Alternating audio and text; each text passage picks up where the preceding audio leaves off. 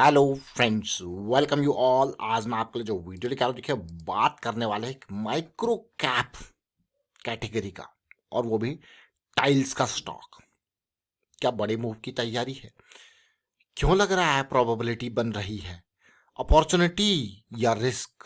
चलिए देखेंगे सारी चीजें, छोटी छोटी चीजों को कंसोलिडेट करके समझने सीखने की कोशिश करेंगे काफी डिटेल में। और आगे बढ़ने से पहले मैं आपको बता दूं, अगर आपने अब तक चैनल को सब्सक्राइब नहीं किया तो जल्दी से सब्सक्राइब कर ले, बेल आइकन को प्रेस कर ले, जिससे आपको नोटिफिकेशन आती रहेगी। और प्राइस सेक्शन सीखने के लिए आप ज्वाइन कर सकते हो मेंबरशिप ज्वाइन बटन पर क्लिक करके। प्राइस सेक्शन सीरीज के बहुत इंपॉर्टेंट वीडियोस, खासकर की प्रैक्टिस वाले, जो मैं आपको बार बार कहता हूँ, प्रैक्टिस करनी है तो मतलब करनी है। जैसे वीकेंड है, मंथ एंड है, डे एंड है आपके सामने अभी, और आपके पास टाइम है। सबसे इंपॉर्टेंट बात, देखिए लर्निंग के लिए टाइम जरूर देना पड़ेगा, वो भी प्रैक्टिस को। पैरामीटर्स आपके लिए ऑलरेडी प्राइस एक्शन सीरीज में है, कोई लाखों हजारों रुपए खर्च करने की जरूरत नहीं है, क्योंकि जो आपको खर्च करना है वो ये लाखों हजारों रुपए से कहीं ज्यादा वैल्यूएबल है, वो है टाइम। सबसे ज्यादा किसकी वैल्यू है? टाइम की। अगर किसी चीज को हम टाइम देते हैं डेफिनेटली, तो सीखना ऑटोमेटिकली, मैं कहूँगा कुछ ना कुछ असर आपको देखने को मिलेगा, सीखोगे कुछ ना कुछ आप। तो टाइम देना बहुत जरूरी है प्रैक्टिस के लिए। तो आज जिन स्टॉक्स की हम चर्चा कर रहे हैं, ये प्राइस एक्शन सीरीज को आप ज्वाइन कीजिए, इनको देखिए। स्टॉक्स की चर्चा कर रहे हैं उनको देखते हैं। दो आज हम टाइल्स के स्टॉक्स को देखेंगे। एक तो बहुत ही छोटा माइक्रो कैप कैटेगरी का एरोग्रेनाइट, जो कि 94 करोड़ का कुल मार्केट कैपिटलाइजेशन है। और दूसरा स्टॉक जिसकी हम पहले भी चर्चा कर चुके हैं, एशियन ग्रेनिटो इंडिया, 932 करोड़ का हो चुका है मार्केट कैपिटलाइजेशन। अब इन दोनों स्टॉक को क्यों चर्चा कर रहे हैं, क्यों चर्चा का विषय ये बने हो, उनको समझेंगे डिटेल में। इनके price action is the major कारण जिसकी वजह से ये स्टॉक चर्चा में आए हैं। सबसे पहले मैं आपको लेके चलूंगा एशियन ग्रेनिटो यानी कि एशियन टाइल्स के ऊपर।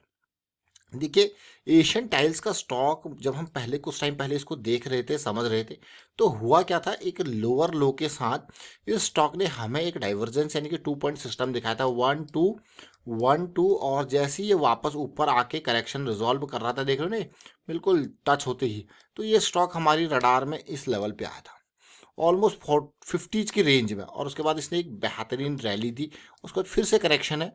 अगर ये करेक्शन यहाँ पे रिजॉल्व होता है तो एक और अपॉर्चुनिटी देखने को मिल सकती है। तो चलिए इस स्टॉक को सबसे पहले देखते हैं कि कितनी परसेंट की रैली दी है। इन लेवल से इसने हमको ऑलमोस्ट 70%, 75%, 76% की रैली इसने दी।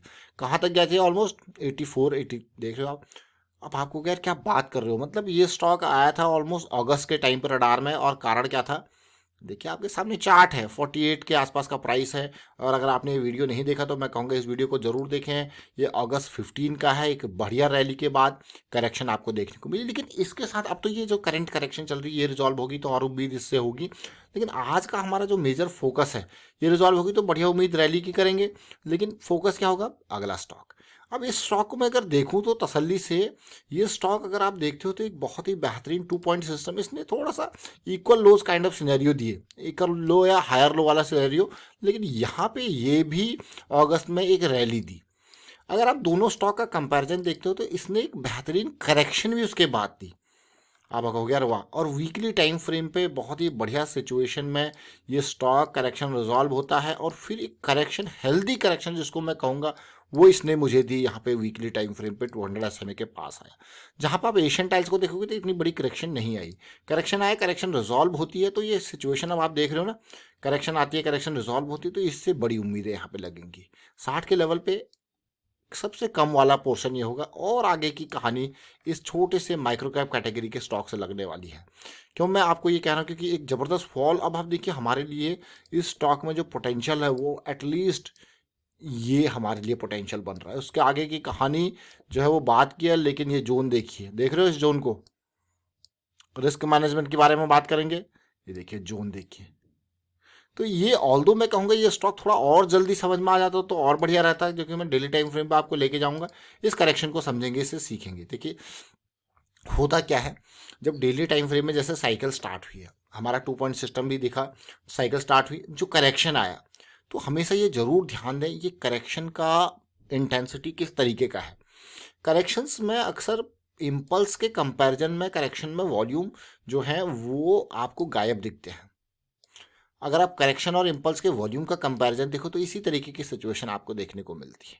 ये बहुत ही इंपॉर्टेंट पार्ट है वॉल्यूम का एनालिसिस करेक्शन में 200 SMA ये तो बिल्कुल टच करके आ गया। और ऐसा नहीं है, ऐसे सिचुएशन भी आपको मिलेंगे कि प्राइस नीचे जाएगा हल्का सा 200 SMA के, और इस तरीके से, यानी कि इलास्टिक प्रॉपर्टी मैं कहूँगा 200 SMA की। तो ये काफ़ी इंपॉर्टेंट, ये छोटी छोटी लर्निंग्स जो हमको मिलती हैं। और वापसी हुई, और वापसी को भी आप देख सकते हो, एक रैली और फिर से एक करेक्शन आया है ब्रेकआउट के बाद का। बस यही कारण है ये स्टॉक रडार में। तो जैसे ये रिजॉल्व होता है तो आपके लिए स्टॉप लॉस इमीडिएट यहाँ पे बन रहा होता है। तो ये इसीलिए बड़े टाइम फ्रेम के ऊपर फोकस होता है। देखिए बड़े टाइम फ्रेम में क्या होता है, थोड़ा सा सोचने का, समझने का टाइम मिलता है और पेशेंस चाहिए होता है। तो ये एक बड़ी रैली सबसे पहले कोविड के बाद आती है। उस रैली के बाद एक बेहतरीन करेक्शन आती है। उस बेहतरीन करेक्शन का जवाब अगर आप रिजोल्यूशन में देखोगे तो कुछ इस तरीके से आपको देखने को मिलता है।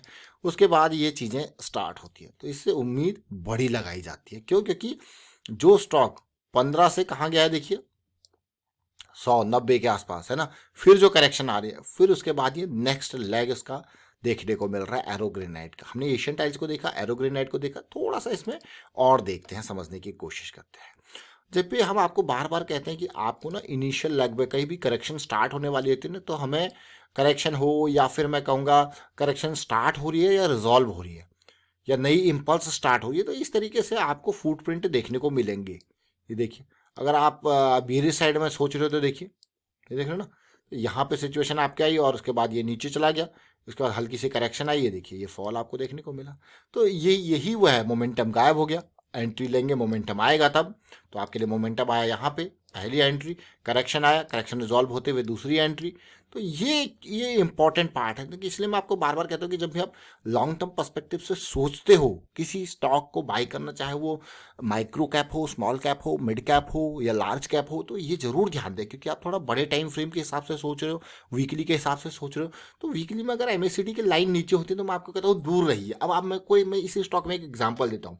MACD की लाइन 200 SMA की साइकिल स्टार्ट हुई, पर ये स्टॉक ने कितना इंपॉर्टेंट पार्ट दिया कि भाई दूर रहिए, दूर रहिए, दूर रहिए, दूर रहिए। देखिए यहाँ आके आपको मौका मिला एंट्री करने का। ये देख रहे हो, छोटी छोटी चीज़ें, बहुत इंपॉर्टेंट चीज़ है। ये एंट्री का मौका मिला और उसके बाद आप देख सकते हो दोबारा आपके साइकिल स्टार्ट हुई, पॉजिटिविटी आई और आपको रैली देखने को मिली, है ना। तो कहाँ पे इतना टाइम आपने इस स्टॉक में, प्राइस भी फॉल हुआ, टाइम भी वेस्ट हुआ, तो आपने क्या किया, दूरी बनाए रखी। तो जैसी दूरी बनाए रखी है उसके बाद आप देख सकते हो आपके सामने। तो इसलिए मोमेंटम में आपको बार बार क्या कहते हैं, मोमेंटम का होना जरूरी है। तो ये हमें ये मोमेंटम दे रहा है, ये हमारे लिए मोमेंटम का इंडिकेटर है।